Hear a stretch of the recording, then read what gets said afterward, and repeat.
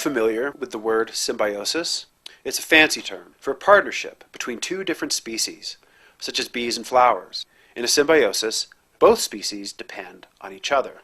I want to tell you about a remarkable symbiosis between a little bird, the Clark's nutcracker, and a big tree, the whitebark pine. Whitebark grow in the mountains of Wyoming, Montana, and other western states. They have huge canopies and lots of needles, which provide cover and shelter for other plants and animals.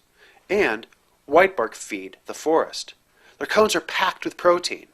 Squirrels gnaw the cones from the upper branches so they fall to the ground and then race down to bury them in piles or middens.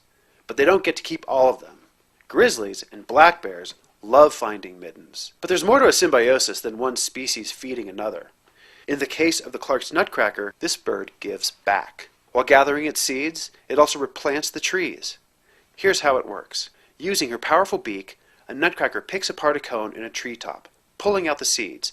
She can store up to 80 of them in a pouch in her throat.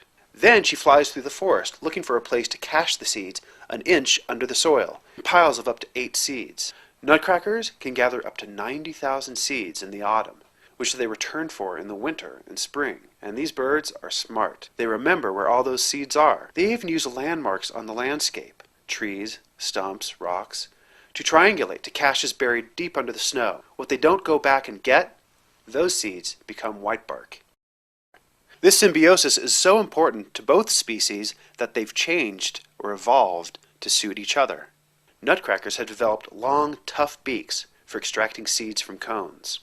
And whitebark's branches all sweep upwards, with the cones at the very ends, so they can offer them to the nutcrackers as they fly by.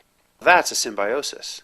Two species cooperating to help each other for the benefit of all.